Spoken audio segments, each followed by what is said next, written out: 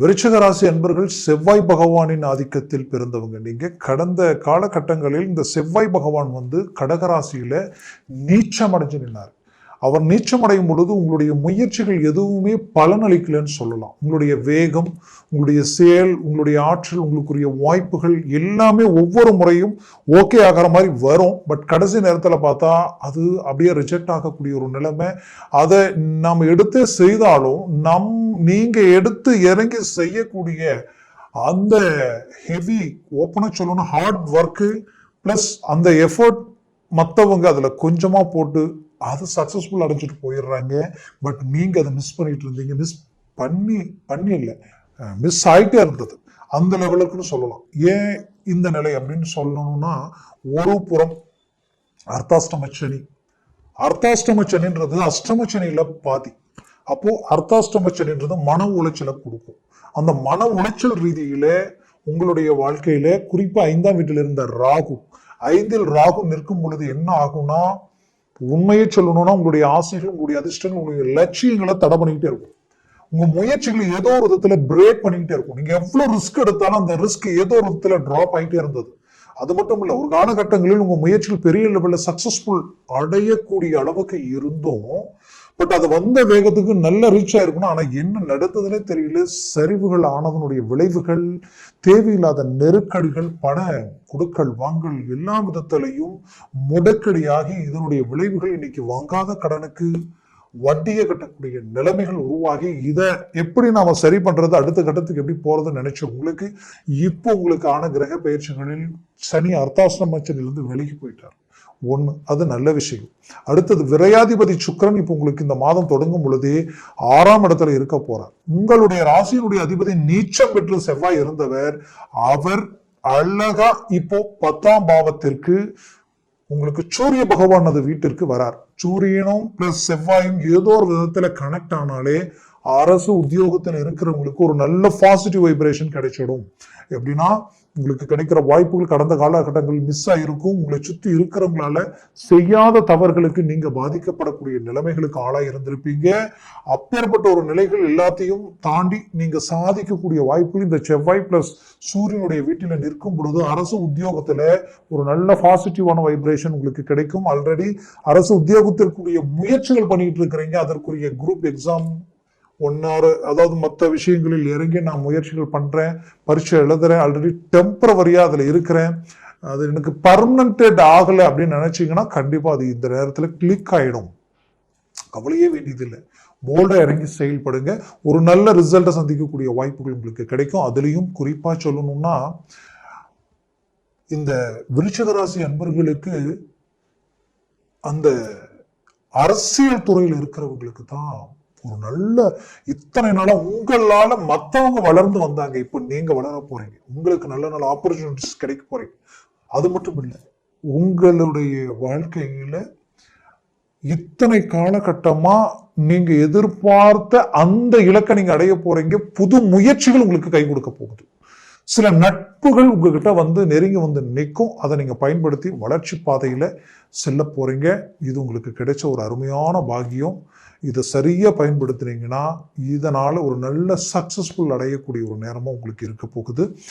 விருச்சிக ராசி அன்பர்களுக்கு குடும்ப ரீதியில கடந்த காலகட்டங்களில் இந்த குரு பகவான் பாருங்க அஷ்டமஸ்தானத்துல நிற்கிறாரே அப்படின்னு நினைச்ச ஒரு வருத்தம் உங்களுக்குள்ள இருக்கலாம். அதே நேரத்துல சனி பகவான் அங்க அமர்ந்து கரெக்டா பாத்தீங்கன்னா உங்களுடைய 10ஆம் பார்வையை உங்களுடைய குடும்பஸ்தானத்தை பார்த்ததுனாலே உங்களுக்கு குடும்ப ரீதியில தேவையில்லாத மன அழுத்தங்களும் குழப்பங்களும் பிரச்சனைகளும் கடந்த காலகட்டங்களில் வெவ்வேறு விதமான சிக்கல்களும் உங்களை அடைஞ்சிருக்கும். தான் பெற்ற பிள்ளைகளுடைய மூமெண்ட், உங்களுக்குரிய ஆரோக்கிய ரீதியிலையும் கல்வி ரீதியிலையும் சில சரிவுகளை சந்திச்சிருப்பீங்க. குறிப்பா சொல்லணும்னா, அவர்களது திருமண முயற்சிகளுடைய தடைகள் மட்டும் இல்லாம திருமணத்திற்குரிய முயற்சிகள் எடுத்து அதுவும் அவங்களுடைய வாழ்க்கையில இப்ப பிரச்சனைகளா மாறக்கூடிய சில சூழல்கள் எல்லாத்தையும் கடந்து வந்த உங்களுக்கு அது எல்லாத்தையும் சரி செய்து அவங்களுக்குரிய அழகான வழியை தேர்ந்தெடுத்து ஒரு நல்ல பாசிட்டிவான ஒரு இலக்கை அவங்களுக்கு உருவாக்க போறீங்க. அவங்களுக்குரிய வேலை வாய்ப்புகளுக்கு கட்டின பணம் கைக்கு வரல, வேலையும் கிடைக்கலன்ற ஒரு வருத்தம் உங்களுக்குள்ள இருந்திருக்கும். அதை பூர்த்தி செய்யக்கூடிய அளவுக்கு அவங்களுக்குரிய வாய்ப்புகள் கிடைக்க போகுது. வெளிநாடு முயற்சிகள் விருச்சிக ராசி என்பவர்களுக்கு சக்சஸ் அளிக்கும்.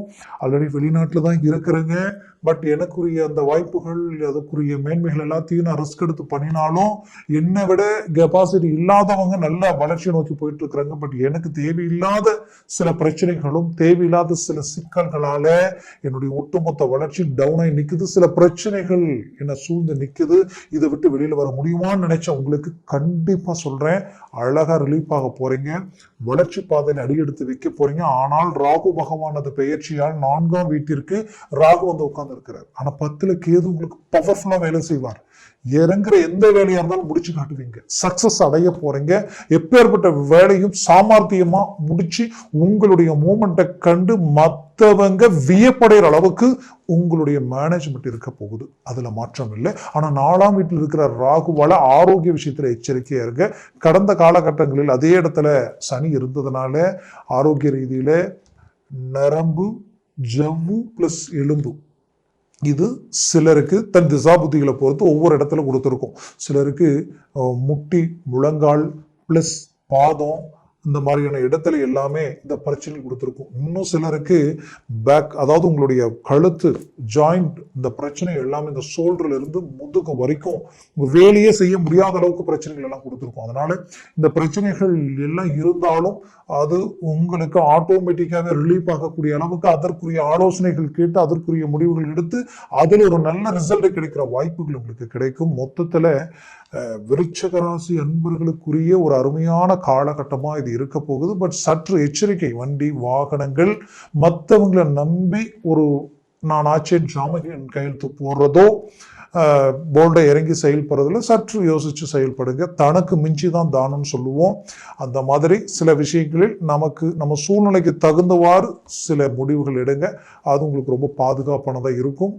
மேற்கொண்டு வீடு, மண், மனை, பூமி சார்ந்த விஷயங்கள் கை கொடுக்க ஆரம்பிச்சிடும்.